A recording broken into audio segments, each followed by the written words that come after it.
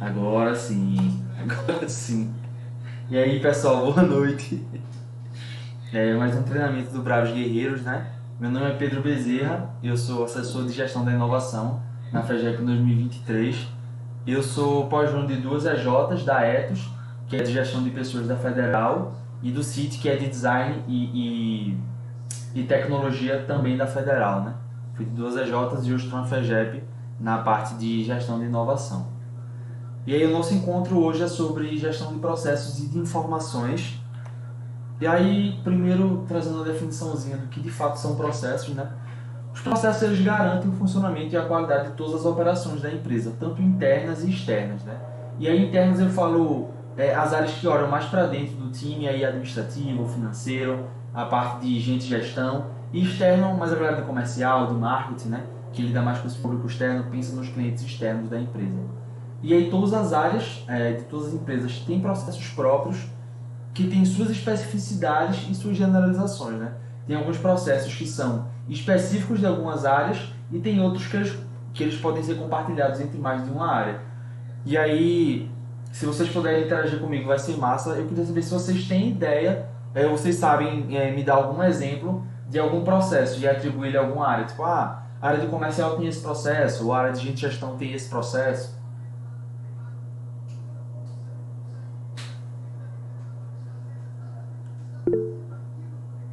Pode falar. Eu não sei. Boa noite a todos. Boa noite. Eu não sei se aplica como um processo, porque tem um nomezinho, mas a área de gestão ambiental se tem diversos processos para que façam as coisas ocorrerem de maneira uniforme e deem certo, né? Um dos processos e procedimentos muito aplicados dentro da área de gestão ambiental, nos sistemas de gestão ou integrados ou ambientais, é o PDCA, que é o Plan, Act, Do and Correct. Ela é bilíngue, ela aqui. Aí, a gente faz, planeja, executa, observa e corrige. Então, eu considero isso como processo, um procedimento. Massa, massa, perfeito. Isso de fato acaba não sendo um processo específico de uma área, mas é uma forma de gerenciar processos muito útil que no MES mesmo a gente usa muito, né? Aí eu trouxe alguns. Primeiro eu trouxe que esses processos, e aí conversa um pouco com o que tu trouxe, que é interessante que a gente analise eles, que a gente desenvolva os processos, execute e mensure, né? Então acompanhe eles. Porque se a gente cria um processo e executa ele sem acompanhar, como é que a gente sabe se ele está indo bem ou não, sabe? Então é uma coisa que eu sempre vou retomar aqui para vocês, que é muito importante a gente mensurar o que está sendo feito, até para saber se está indo no caminho certo, né? E aí eu trouxe alguns exemplos aqui de, por exemplo, processos específicos da área de comercial. Qualificação de leads, prospecção, o acompanhamento do funil, e aí de gente gestão, recursos humanos, pessoas, né, varia muito essa nomenclatura de empresa para empresa. Tem, por exemplo, a análise do clima e a cultura organizacional, os processos ligados ainda ao marketing, né? Ou seja, o marketing interno para os colaboradores da empresa. Na área de projetos e soluções, tem o propriamente dito gerenciamento dos projetos, que a J executa, né? A documentação desses projetos, então, como esses projetos devem ser executados, quais são as metodologias, quais são os procedimentos, de manter o contato com o cliente. Da parte institucional, tem o gerenciamento de parcerias, né? Entender se tem algum EJ que a gente consegue colaborar, que a gente consegue construir junto. A federação é uma parceira das EJs, a instituição de ensino é uma parceira das EJs, então esse processo de gerenciamento de parcerias ele é muito particular da área de institucional. E aí eu pergunto para vocês, né? E se a gente não tiver processos, o que é que acontece? Alguém consegue trazer para mim?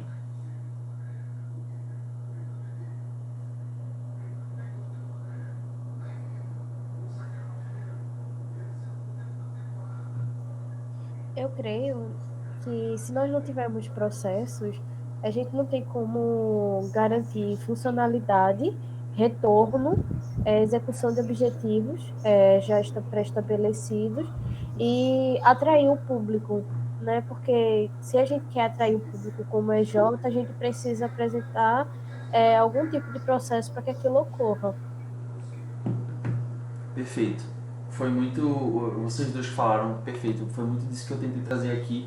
A gente não consegue garantir a qualidade dos serviços, a continuidade dos serviços, né? De manter um padrão de excelência do que é feito, A gente não tem gestão de conhecimento, então o que foi feito no passado se perde, porque a gente não tem registro disso, a gente não entende como foi feito, a gente não entende como era executado, então não tem como a gente aprimorar, porque a gente não sabe o que existiu, acaba entrando num processo de sempre criar as coisas do zero, e isso é muito desgastante, né? Isso trava o desenvolvimento dos membros, trava a evolução da EJ, então processos eles são fundamentais para a gente tanto ter uma empresa funcional no presente, como uma empresa que pode se desenvolver e ser um espaço até de desenvolvimento de lideranças e de profissionais como um todo para os membros da EJ, né? Então a gente precisa de processos porque as pessoas precisam entender o que elas têm que fazer, né? De acordo com o cargo dela, quais são os processos que cabem a ela executar. E aí, nessa parte de como gerenciar processos, eu trago que é importante a gente entender quais processos fazem parte de cada área, como eu trouxe aqueles exemplos anteriormente, né? Tem alguns processos que são muito particulares de cada área, de comercial, de gente de gestão, de institucional, de uma área de marketing, da área de projetos, então tem alguns processos que são muito característicos. Os níveis hierárquicos dos processos, então o que é isso? Se esse processo aqui, quem vai executar, quem vai olhar para ele é uma diretoria, é uma gerência ou é um analista, sabe? Então é importante a gente estar atento a isso, porque, por exemplo, às vezes a pessoa do operacional vai executar um projeto, vai executar um processo que vai ser gerenciado por uma pessoa do nível tático e essa pessoa do nível tático vai estar sendo monitorada pela pessoa do nível estratégico. Então acaba sendo uma escadinha que é muito importante a gente entender qual processo cabe a quem, sabe? Porque é aquela expressão, né? Cachorro com muito dono morre de fome, porque todo mundo, não, eu não vou fazer porque o fulaninho vai fazer. Então é importante a gente saber quem são as pessoas responsáveis pelos processos, os prazos para executar aqueles processos, se ele tem métricas e indicadores, né? Até para a gente conseguir acompanhar. Vamos supor que é um processo mais longo, eu vou trazer até o exemplo um pouco mais para frente, mais voltado para a área de gente de gestão.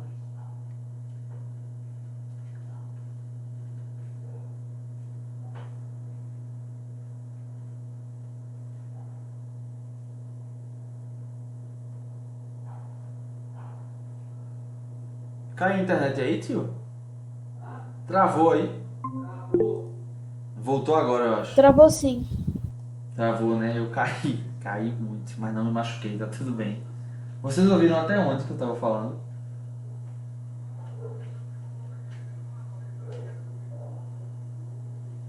Vocês ouviram começar a explicar essa parte de gerenciar os processos? Não. Tu estava explicando ainda sobre a importância de ter processos Ah, dentro da massa. EJ. Deixa eu voltar então. Nessa parte aqui, ou já tava no próximo slide? Eu creio que você estava aí. Massa, beleza. E aí, retomando, né, se a gente não tem processos muito bem definidos, a gente não consegue garantir qualidade, continuidade do serviço, da continuidade da excelência. A gestão de conhecimento se perde. E sem gestão de conhecimento, o desenvolvimento dos membros ele é muito atravancado porque as pessoas sempre têm que estar criando do zero os processos. Isso é muito desgastante, né? Isso é muito dispendioso. E aí a evolução da própria empresa júnior, ela fica travada. Porque se a gente não consegue partir do ponto que as gerações passadas deixaram para ir evoluindo e sempre tem criado zero, é muito mais difícil da gente evoluir, da gente ter espaço para evoluir, né? E para gerenciar processos, é importante a gente entender que cada área tem seus processos específicos. Então, tem alguns processos que são só da área comercial, só da área de gente de gestão, só da área institucional, como eu trouxe para vocês de exemplo, né? Os níveis hierárquicos dos processos, então, por exemplo, às vezes um membro que é da parte operacional, ele vai executar um processo que pode ser gerenciado pela pessoa do nível tático e acompanhado pela pessoa do nível estratégico, sabe? Então, todo mundo tem seus processos e é importante entender os responsáveis por eles, sabe? Se esse processo aqui é de uma diretoria, se ele é de uma gerência, se ele é só da diretoria de gente de gestão, se ele é só da gerência de projetos, né? Os prazos que a gente tem para executar esses processos, se eles têm métricas e indicadores, porque sem métricas e indicadores é muito difícil da gente saber se o que a gente está fazendo faz sentido, se a gente está indo no caminho certo. Então, as métricas e indicadores eles fornecem dados muito interessantes para a gente a nível do que a gente está fazendo. E a frequência, né? Por exemplo, se a gente pensar numa pesquisa de clima organizacional, geralmente a área de gente de gestão que toca é um processo de gente de gestão, Tem EJ que roda essa pesquisa a cada 2 meses, tem EJ que roda a cada 3 meses. Então essa frequência também é importante a gente conhecer dos processos. Até para, como eu falei para vocês, para as pessoas entenderem o que se espera delas, sabe? Por exemplo, isso, vamos supor que uma pessoa é responsável por esse processo da área de gestão dessa pesquisa de clima organizacional. Ela precisa entender o prazo que ela tem para construir essa pesquisa, para rodar essa pesquisa, para coletar os dados, sabe? Ela tem que entender as métricas e indicadores que ela vai tirar dali, com que frequência ela tem que rodar essa pesquisa. E aí eu trouxe duas metodologias de como gerenciar processos, né?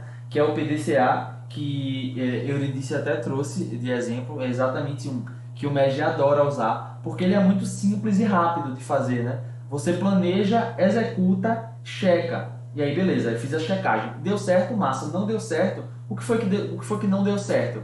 Entendi, achei o que não deu certo, corrige, executo de novo. Então ele é um ciclo bem rapidinho que faz com que você entenda seus erros e aprimore eles muito rápido para ir evoluindo. Então, é uma metodologia massa. Não dá para me aprofundar muito nelas aqui agora, então eu recomendo que vocês deem uma anotada e depois pesquisem um pouco mais a fundo, porque são muito boas e dá para incluir no dia a dia, né?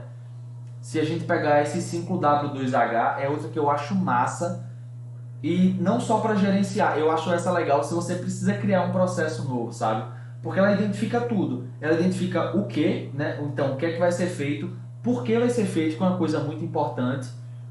Porque é muito difícil, é muito desgastante, lida muito com o engajamento da pessoa, tá realizando uma atividade ou um processo que ela não sabe o porquê está fazendo. Então, é importante a gente entender por que a gente faz as coisas do dia a dia, sabe?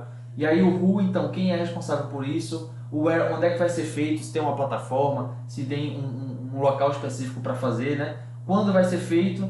Como vai ser feito? Se tem processos, se tem metodologias, se vai custar, né? Porque tem algumas plataformas que são pagas, tem outras que não. Então é importante a gente ter noção disso. E eu acho essa metodologia do 5W2H muito massa quando a gente precisa criar um processo novo. Então é outra que vale a pena dar uma estudada depois, dar uma investida para conhecer um pouco melhor, porque ela é muito massa. Ela é bem completinha. Se vocês forem tendo dúvidas conforme eu vou falando, é só levantar a mão e fazer a pergunta, tá? Ou colocar no chat. Não precisa esperar eu parar de falar não, que tá tudo certo. E aí eu trouxe também um outro ponto massa que a gente ouve falar muito, que é de metodologias ágeis, né? E aí eles surgiram, essas metodologias ágeis, ela tem 4 pilares, que é comunicação, praticidade, alinhamento de expectativas e colaborações e adaptabilidade e flexibilidade, né? Comunicação, porque dessas metodologias ágeis, é importante que a gente tenha comunicação constante e essa comunicação seja facilitada e assertiva, sabe? Para que, por exemplo, a gerência de um processo consiga entender a pessoa que está executando, em que fase ela está, se ela está com alguma dificuldade. Então, a comunicação é muito importante para isso, né? A praticidade, porque tem algumas metodologias mais antigas que elas são muito burocráticas, sabe? Tem processos muito extensos de documentação que não são tão assertivos, então ele preza pela praticidade para trazer essa agilidade. Um alinhamento de expectativas e colaborações é muito o que eu estava falando para vocês também, da pessoa entender o que se espera dela, sabe? Tipo, entender como ela vai executar aquele processo, quando ela vai executar aquele processo, como ela vai executar, onde ela vai executar. Então, quando a pessoa tem essas informações, é muito mais fácil dela executar da forma correta do que se ela não tiver nenhum direcionamento, sabe? Então é muito importante a gente se atentar a isso. E a adaptabilidade e a flexibilidade justamente conversa com a agilidade também. E a gente pode até pensar no PDCA. Tá dando errado? Rapidinho a gente executa, a gente planeja, executa, checa, conserta, executa de novo. Então é muito rápido o processo, sabe? Tem empresa que faz esse ciclo de 2 em 2 meses, até outras que fazem mais rápido. Então é muito de adequar a realidade, sabe? Entender as metodologias e aí testando. Pô, vou testar, por exemplo, quero testar essa Scrum, né? Que na prática o Scrum ele funciona criando ciclos, que são conhecidos como sprints, que são os intervalos de tempo para desenvolver cada etapa daquele projeto ou daquele processo. E ao final de cada etapa existe uma revisão do produto para validação, né? E aí só depois dessa revisão e dessa validação que vai para a próxima etapa. Então é muito parecido com o PDCA de eu executei, e aí eu chequei se faz sentido, corrigi o que não fez sentido para eu passar para a próxima fase. Então, a agilidade ela vem muito disso, de você executar, já encontrar o erro, já corrigir e passar para a próxima etapa. Aí, além da Scrum, eu trouxe a Lean também. É, o método Lean também é muito comum em startups, né? Para projetos reduzidos e mais objetivos, já remetendo essa questão da agilidade. Seu foco principal é identificar e eliminar de forma eficiente desperdícios dentro da organização ou na realização de algum projeto, né? E aí, como eu falei, não dá para aprofundar muito nas metodologias, mas se vocês colocam no Google metodologia Lean, é massa porque vocês têm muitos sites. A Rock Content é uma criadora de conteúdo muito boa. Eles têm artigos ótimos. E aí, com certeza, eles têm um explicando o método Lean. E aí, eu estou mostrando essas metodologias porque talvez uma se encaixe na sua J, talvez outra não. Então é muito de você entender a metodologia e testar. E a gente está no médio para isso, para testar coisa diferente, para fazer mais, para fazer melhor. Então essas metodologias estão aqui para ajudar a gente, sabe? O Kanban, que é uma que eu adoro, que o principal objetivo desse método é buscar a evolução e não uma revolução. Então a gente não precisa inventar a roda toda vez, sabe? A gente pode simplesmente pegar uma roda que já existe e se locomover, e ele é muito visual, que facilita muito para mim, porque eu sou uma pessoa muito visual. Então, ter esse acompanhamento mais claro, né, porque ele divide as atividades em 3 etapas, né, para serem feitas, as que estão sendo feitas e as que já foram feitas. Então, é bem simples, é bem visual, mas ajuda muito a gente a entender em que pé está aquele processo que precisa ser executado.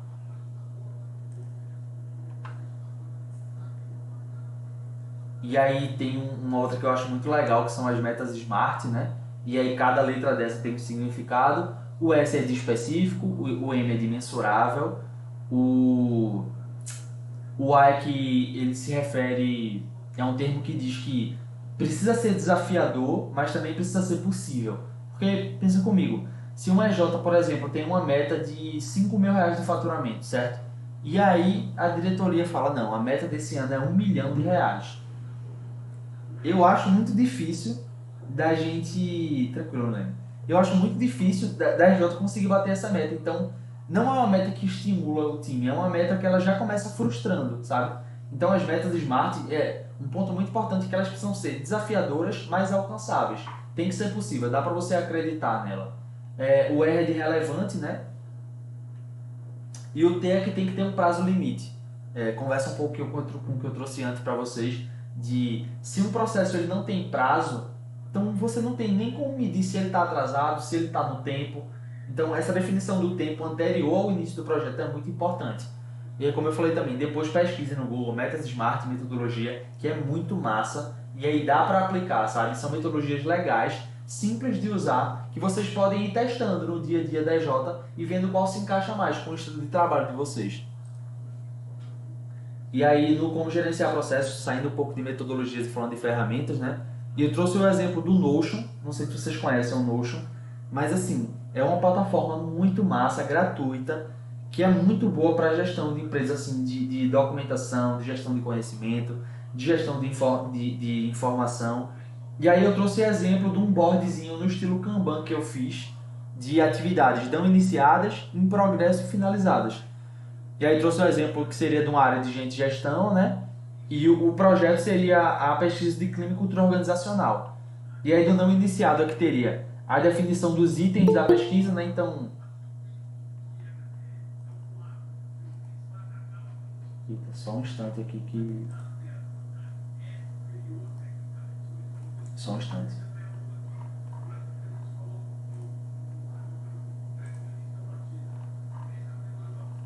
Beleza. Tudo certo, tudo certo. E aí os itens da pesquisa que de fato são as perguntas da pesquisa, né? Então, como você se sente em relação a isso? Como você se sente em relação àquilo? Tem outra atividade não iniciada, que é a divulgação da pesquisa. Aí tem um em progresso, que é a definição dos critérios da pesquisa. Então, o que essa pesquisa vai analisar, sabe? Vai analisar a sala física da minha J, o ambiente virtual de trabalho, as ferramentas que a gente usa, a comunicação. E aí você define, pronto, definimos o critério da pesquisa comunicação. Quais são os itens para explorar esse critério, sabe? O meu gerente se comunica bem, a comunicação não é violenta. Então dá pra gente dividir muito bem as atividades, sabe? É um método muito bom. Isso aqui eu fiz rapidinho no Notion. Tem vários tutoriais de como usar o Notion no YouTube que são fantásticos, facinhos. É uma ferramenta muito massa de usar que me ajuda muito em organização de trabalho, de faculdade, de vida pessoal. Aqui eu também coloquei um exemplo de finalizar da escolha da plataforma. E aí, como vocês podem ver, eu coloquei aqui o responsável pela atividade, né, Pedro Bezerra, que sou eu, o prazo que eu tinha para finalizar e a prioridade, se é alta, se é média, se é baixa. Aqui, e aí dá para associar, inclusive, aqui, por exemplo, essa data de finalização tá para 10 de maio, vai demorar um bocado, né? E aí a prioridade dela já é um pouco baixa. Pode fazer a pergunta. Não, não é nem pergunta, Pedro. É porque essa tua plataforma lembrou uma plataforma que eu uso no meu estágio. Tu já ouviu falar do Asana? Não, não O, conheço. o Asana é assim, o layout é um pouco diferente, mas a estrutura organizacional é bem similar. Você pode criar projetos, dentro de projetos você cria tarefas, e dentro dessas tarefas você atribui responsabilidades. Eu lembrei do Asana e fica como sugestão.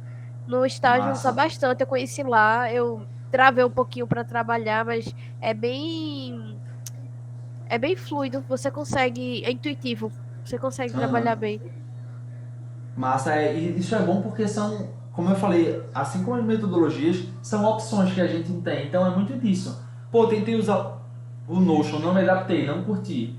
Tenta o Asana, não gostei. Tem o Trello também, Trello famosão, né? E ele divide mais ou menos desse mesmo jeito. Você consegue criar projetos e aí tem o que não está sendo feito ainda, o que está em progresso, o que está finalizado. Então são diferentes ferramentas que elas ajudam a gente nessa gestão, né? Nesse gerenciamento de processos, né? Então tem várias e aí cabe a gente ir testando, vendo o que faz mais sentido, o que é até mais fácil de usar. E uma coisa que eu sempre acho legal a gente ter em mente que implementar novas metodologias, novas ferramentas, é um negócio que dá trabalho, sabe? Dá trabalho até o time todo se acostumar, mas é muito importante, porque facilita a nossa vida, organiza a nossa empresa. Então dá trabalho, mas é importante a gente criar situações, sabe? Colocar na rotina de, instaurei o Notion, é lá que a gente é lá que a empresa vai se organizar agora, de gerenciar projetos, de gestão de informação.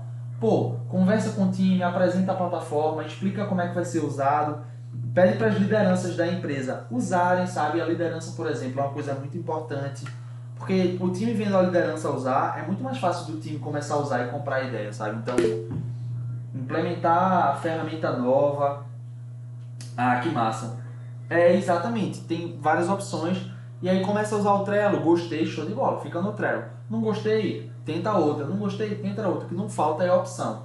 E aí tem alguns que são gratuitos, tem alguns que são pagas, né? E aí é muito de ir pesquisando e testando, e implementando, tirando, trazendo outro, mas sempre tendo em mente que implementar ferramenta, implementar metodologia, costuma ser um pouco trabalhoso, mas é muito importante, né? Senão a gente fica parado no tempo. Beleza, alguma dúvida sobre gestão de processos? Podemos passar para a gestão de informações? Tudo tranquilo?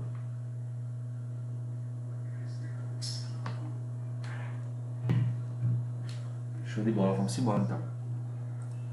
Massa. A gestão de informação, também trouxe um textinho, né? A gestão de informação é o conjunto de práticas usadas para coletar, armazenar, organizar e utilizar dados que circulam pela empresa todos os dias. A partir daí, a organização pode usá-las para diversos fins, como otimização de processos, identificação de problemas, avaliação de oportunidades, conhecimento sobre clientes e o mais importante para mim, para a tomada de decisão.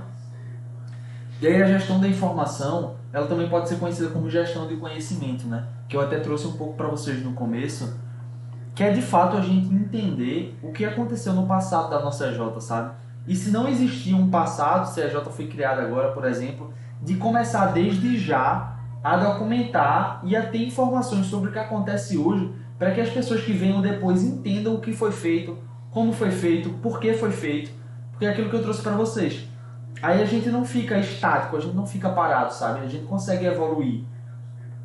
Porque as informações, os dados, eles são muito importantes para a gente entender o que foi feito no passado, para não repetir os erros do passado e aprimorar o que deu certo, sabe? Às vezes tem uma ideia muito boa que foi executada no passado, mas a ideia foi executada de um jeito que não foi o ideal. Se você muda o modo de execução, a ideia funciona e, pô, tu não precisa tirar isso do zero, sabe? Às vezes é uma coisa que já existiu na história da empresa, então essa gestão de informação é muito importante. E aí pode ser feita no Notion, no Drive, sabe? Diversas plataformas, usando Doc, usando planilha.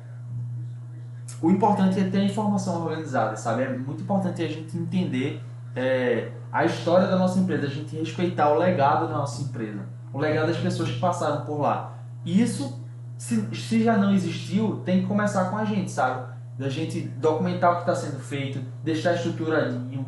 Se, por exemplo, tentou fazer uma coisa e deu errado, documenta isso. Aí vai lá ou na pasta, ou na página da sua área, que você consegue trazer essas informações e, pô, tentei fazer esse processo aqui, deu errado por isso e por isso, fica de gestão de risco na próxima vez que alguém for fazer isso, tentar fazer dessa maneira, sabe, para que a gente sempre consiga evoluir a Jota e que as pessoas que venham depois da gente consigam fazer sempre um trabalho melhor do que o nosso, porque aí a empresa vai estar crescendo sempre. E aí eu trouxe essa pirâmide, eu acho massa, mas a gente não vai até sabedoria, a gente vai de dados, informações e conhecimento, beleza? E aí a gente começa com os dados, né? Que são elementos discretos, então são palavras, são números, são códigos, são tabelas, são banco de dados. E aí eu costumo dizer que são só os números brutos, sabe? Os números brutos dizem alguma coisa, mas quando a gente junta eles com informação, uma frase, um parágrafo, um conceito, uma ideia, uma pergunta, né? Um questionamento que vem trazido por um dado que você não estava esperando. E aí isso é uma escadinha, e aí no conhecimento é justamente quando a gente pega os dados, pega a informação e produz uma teoria. Pô, eu vi esse dado aqui, e aí eu até trouxe um exemplo mais pra frente, vi esse dado aqui de desempenho de um time específico. Pô, tá baixo, beleza. Vou atrás de informação. Descobri que teve uma pessoa da empresa muito importante nessa área que está passando por um processo de luto, certo? Pô, dá para entender essa queda de desempenho. E aí você já pode formular uma teoria juntando conhecimento, informação e dados. Pô, a partir daquele dado, eu fui atrás da informação e agora eu tenho conhecimento que eu tenho uma hipótese que a pessoa pode ter tido uma baixa de desempenho porque ela está passando por um processo de luto e isso é super normal, sabe? Não é de cobrar a pessoa, é de acolher, de confortar. Então, o conhecimento ele é muito importante para a gente saber como lidar com as situações que se apresentam numa empresa. E aí tem um outro anagrama legal também, que a gente sai de dados, vai para informações, chega no conhecimento. Com o conhecimento a gente toma decisões, que foi o que eu trouxe antes, né? Pô, tive o conhecimento, criei a hipótese. Eu acho que essa pessoa teve uma queda de rendimento porque ela está por um processo de luto. Qual é a minha decisão? Pô, eu acho que a gente tem que acolher essa pessoa. Qual é a ação? Sei lá, vai a liderança dela ver se ela quer conversar sobre isso, se ela quer pedir um afastamento, se dá para entender essa situação. E aí depois a gente vê o resultado. Foi positivo? Melhorou o desempenho? Foi negativo? Piorou? E aí se foi negativo, por quê? E a gente vai aprendendo com isso, sabe? É muito de um processo de utilizar os dados sempre a nosso favor, porque os dados são muito bons para mostrar discrepâncias pra gente, sabe? Às vezes um dado é meio alarmante, a gente não sabe o que fazer, calma, e vai entender esse dado, vai olhar por trás dele, o que aconteceu. Eu trouxe até um exemplo um pouquinho mais pra frente aqui pra vocês. Por exemplo, tá? Eu fiz uma pesquisa de clima organizacional, né, para saber como o time tá, de engajamento, e aí eu descobri que a média de engajamento do time comercial tá 1.9 de 5. Então tá baixa essa média, certo? Aí esse foi o dado que eu recebi. E aí a informação, né? Eu descobri, conversando com o time, que houve um episódio de comunicação violenta por parte do gerente de comercial com os analistas. Pô, a partir dessa informação, eu posso gerar uma hipótese. Pô, será que essa falta de CNV que é comunicação não violenta, será que essa falta de CNV por parte da gerência pode ter afetado o engajamento do time? Essa é a minha hipótese, certo? Aí depois eu venho para uma decisão. Pô, beleza, a partir desse dado, dessa informação e desse conhecimento, eu decido que é necessário eu realizar uma intervenção com a gerência comercial e promover um treinamento de comunicação não violenta para a empresa toda, para evitar que essas situações ocorram de novo no futuro, certo? Aí a partir da decisão a gente vai para a ação. Então, a diretora comercial dessa empresa fictícia vai passar um feedback formal para a gerência sobre esse ocorrido. E o time de gente de gestão vai marcar um treinamento de comunicação não violenta com urgência para o time todo, certo? Então, eu peguei o dado, fui atrás da informação, criei uma hipótese, tomei a decisão baseada em dados, porque a gente sempre ouve falar de feeling, né? Que o feeling é importante a gente ter pessoas com feeling na empresa. O feeling é muito isso de você sentir as coisas e geralmente acertar. Isso é massa. Mas se você só se baseia em feeling, as chances de você errar são gigantescas. Os dados estão aqui para ajudar a gente. Então, quando a gente tem uma tomada de decisão baseada em dados, ela costuma ser muito mais assertiva, sabe? E é até mais fácil para você explicar para os outros a sua decisão, se for necessário. Porque se você começar a falar, ah, eu acho isso, eu sinto isso, pô, outra pessoa pode sentir outra coisa. Mas quando tu tem um dado para fundamentar a atuação, sabe, é muito mais assertivo. E aí toda essa jogadinha, dados, informações, conhecimentos, decisões, ações, e depois a gente chega no resultado, né? Que pode ser positivo ou negativo. E aí eu trouxe 2 exemplos, né? Se for positivo, a gente conseguiu melhorar a experiência do time e aprendeu com o ocorrido. Se for negativo, a gente, por exemplo, a diretora conversou, passou o feedback formal para a gerência e essa gerência apresentou a comunicação violenta com a diretora. Não aceitou o feedback, rebateu, então não deu certo.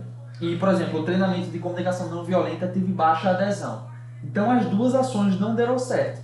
Por que não deram certo? E aí vejam como é um grande ciclo, né? Por exemplo, o time de gente de gestão marcou o treinamento e teve baixa adesão. Poucas pessoas foram. Isso é um dado, sabe? Por exemplo, tinha 20 pessoas na empresa, 4 foram para o treinamento. Pô, é muito pouco, é 1/5 da empresa. Já é um dado. Vamos atrás da informação, vamos entender porque teve pouca adesão. Às vezes era uma época que o time estava sobrecarregado, sabe? Então a gente sempre através dos dados, a gente consegue entender melhor a situação para aprimorar a nossa tomada de decisão. Aí, o resultado foi negativo. A gente tem que buscar entender o que deu errado e aprimorar, certo? Então, eu acho muito massa essa tomada de decisão, esse foco em dados, de usar os dados a nosso favor, porque eles são muito importantes, sabe? Então, para coletar dados, a gente precisa ter uma pesquisa assertiva, sabe? A gente precisa ter dados que são fidedignos. E eles são nossos melhores amigos para a gente gerir uma empresa. E aí, por fim, eu trago que, de fato, a gestão de conhecimento ela precisa de organização e padronização também, porque imagina comigo, se vocês decidirem usar o Notion, por exemplo, aí cada área da empresa tem a sua pastinha, tem a sua página, e aí tem lá explicando o que a área faz, quais são os processos, quais são as pessoas participantes. Se cada área faz do seu jeito, é muito difícil que uma pessoa de gente de gestão entre na pasta de comercial e entenda o que está lá feito, sabe? Então a patronização é muito importante para que essa gestão de conhecimento seja horizontal. Então qualquer pessoa consiga entender o que acontece em outra área, certo? Comprometimento também é muito importante porque isso dá trabalho. Isso dá trabalho, sabe? É difícil a gente fazer gestão de conhecimento, a gente, tentei fazer uma coisa e deu errado, vou documentar isso. Tentei fazer isso para deixar para o futuro, para as próximas pessoas não precisarem cometer esse erro. Então dá trabalho, mas é muito importante, sabe? A cultura de feedbacks, que é uma coisa que a gente fala muito no MES, né? De estar sempre escutando, sempre recebendo um feedback positivo, um feedback construtivo de uma coisa que podia ser melhor, de uma ação que a gente fez, de uma iniciativa que a gente tomou, de uma postura. Porque a ideia sempre está melhorando, né? E a gente está no MES para isso. Para fazer diferente, para fazer melhor, para tentar coisas novas. E aí o benchmark, né, o famoso bench, que muita gente conhece, né, que às vezes a gente simplifica como um ato de conversar com outra EJ para pegar uma informação, né, para criar uma conexão. E o benchmark ele é muito importante porque às vezes outras EJs já têm processos muito bem estabelecidos que a sua EJ está tentando implementar. Então, você não precisa fazer isso do zero, sabe? Você pode conversar com uma pessoa que é um pouco mais experiente naquilo que você está tentando implementar, porque às vezes você até consegue falar, beleza, tu tentou implementar isso aqui, o que foi que deu de errado no início? Porque aí tu já consegue começar diferente e não precisa cometer os mesmos erros, sabe? Então, o bench é uma coisa muito massa. E a gestão de conhecimento, ela é fundamental para o onboarding. O onboarding é muito desse período de rampagem da pessoa que acabou de entrar na empresa E aí ela está se adaptando, ela está entendendo os processos, entendendo as metodologias, entendendo o que precisa ser feito, quando precisa ser feito, como precisa ser feito. E se a gente tem uma gestão de conhecimento assertiva, esse período ele é muito encurtado, ele é muito mais fácil. Por quê? Se a gente tem documentado os processos, os prazos, os entregáveis, por exemplo, daquela atividade, sabe? A frequência daquela atividade. Então, tanto a pessoa vai saber o que se espera que ela faça, como ela vai entender o que tem que ser feito. Então, ela vai demorar muito menos tempo para se adaptar à empresa, para se adaptar ao cargo dela. Porque esse período de rampagem, ele não é nem só da pessoa que acabou de entrar na empresa. Às vezes você é do tático ou do operacional e você vai assumir uma diretoria. Pô, é outra dinâmica. São outras atividades, é outro pensamento, sabe? Então, ter essa gestão de conhecimento bem feita diminui muito o período de rampagem, porque imagina assumir uma diretoria e não ter nada documentado sobre as diretorias anteriores. Imagina, tu ser uma pessoa diretora sem experiência, tendo que fazer do zero. E tipo, se você, porventura, passa por isso hoje, não deixe a próxima pessoa passar por isso, sabe? Vá recolhendo informações, vá fazendo essa gestão do conhecimento dos processos da sua área, das dificuldades que você teve, porque isso facilita muito o trabalho, até a adaptação das pessoas ao trabalho, sabe? E aí, no final das contas, a gestão de conhecimento, ela incide diretamente na evolução dos processos, das pessoas e da EJ.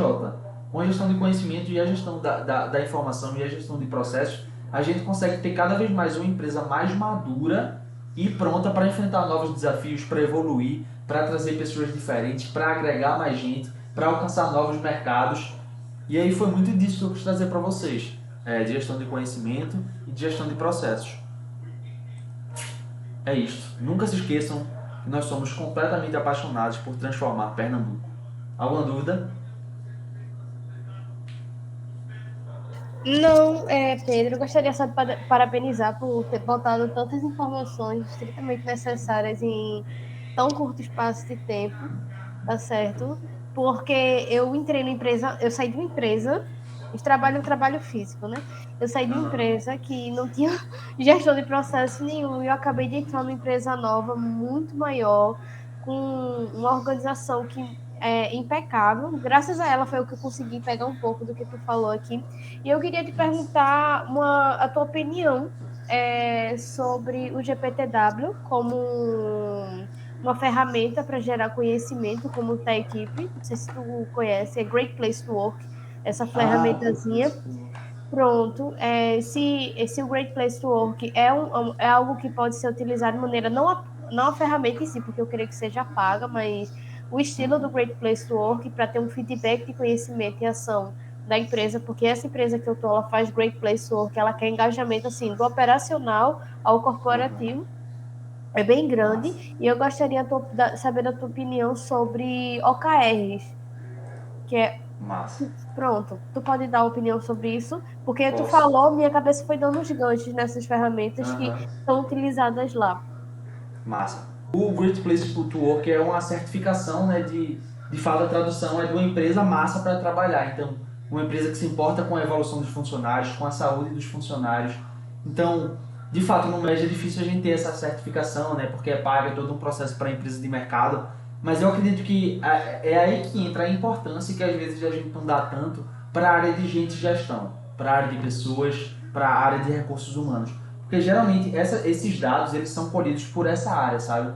O exemplo que eu trouxe da pesquisa de clima e cultura organizacional, a pesquisa é feita para isso. Então, os critérios podem ser isso, sabe? Você pode investigar a saúde física, a saúde mental, de como a pessoa está se sentindo, se tem sobrecarga no trabalho, se ela sente que está evoluindo, se as funções dela do dia a dia fazem sentido, sabe? Então, eu acho muito massa se preocupar com isso.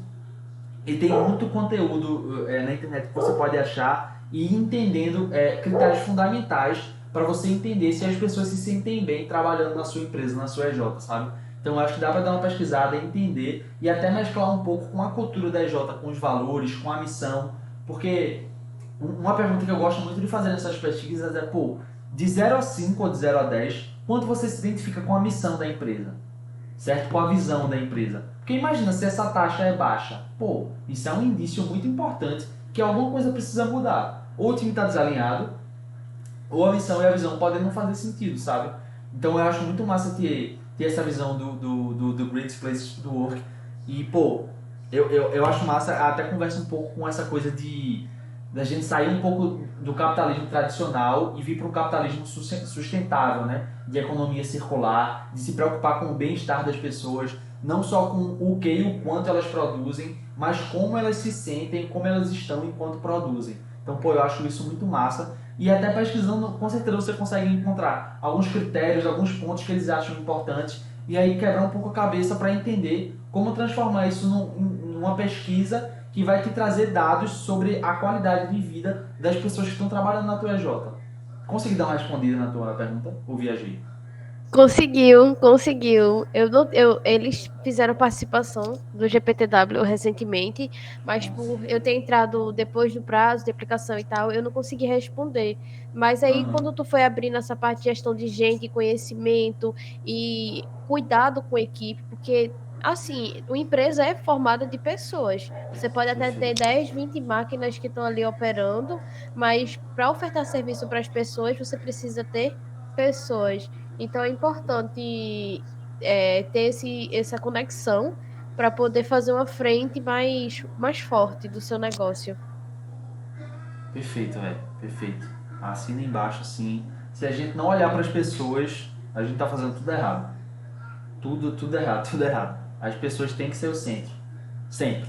Os processos, as metodologias são feitos para perfeito, são feitas para impulsionar as pessoas, para impulsionar o que as pessoas fazem, sabe? Então, sempre olhando para as pessoas, sempre atento ao time, atento a como o time está se sentindo, se o time está engajado, se o time não está engajado, entender por que não está engajado, entender por que está engajado.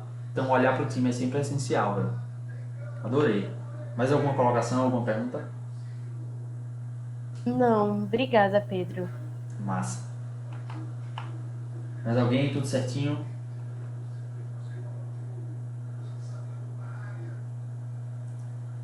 Show de bola então, pessoal. Vocês sabem, eu sou Pedro Bezerra, né? Vocês tiverem alguma dúvida, podem mandar um e-mail para mim, tá aí, pedro.bezerra@fegec.org.br, se quiserem alguns materiais, se quiserem conversar sobre algum tema que eu trouxe aqui, é só falar comigo. E é isso, muito obrigado pela presença e espero ver vocês em breve de novo. Boa noite, pessoal. Boa noite, Pedro. Até a próxima. Tchau, tchau. Até. Tchau, tchau.